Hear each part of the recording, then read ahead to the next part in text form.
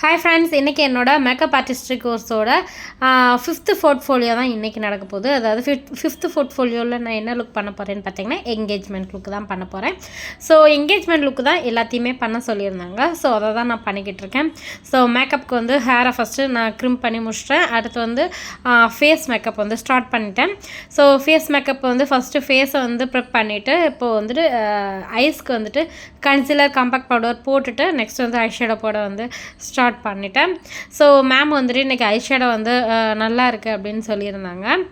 So eyeshadow எல்லாம் போட்டுட்டு அதுக்கப்புறமா ஃபேஸ் மேக்கப் வந்து ஸ்டார்ட் பண்ணிட்டேன். இப்போ நீங்கள் பார்க்குறது பார்த்திங்கன்னா ஃபேஸ்க்கு வந்து ஃபுல் மேக்கப் போட்டதுக்கப்புறமா அதாவது ஐப்ரோஸ் இன்னும் ட்ரா பண்ணல, லிப்ஸ்டிக் இன்னும் ட்ரா பண்ணல, அதாவது ஃபேஸ் க்ரீம் மட்டும் போட்டு ஃபவுண்டேஷன் அண்டு ஹைலைட்டர் போட்டதுக்கப்புறமா காம்பேக்ட் போட்டுட்டு லூஸ் பவுடர் வந்து அப்ளை பண்ணிக்கிட்டு இருக்கிறேன். அதுக்கப்புறமா இப்போ பார்த்தீங்கன்னா நான் வந்து பவுடர் ப்ரஷ் வந்து நான் போட்டுக்கிட்டு இருக்கேன்.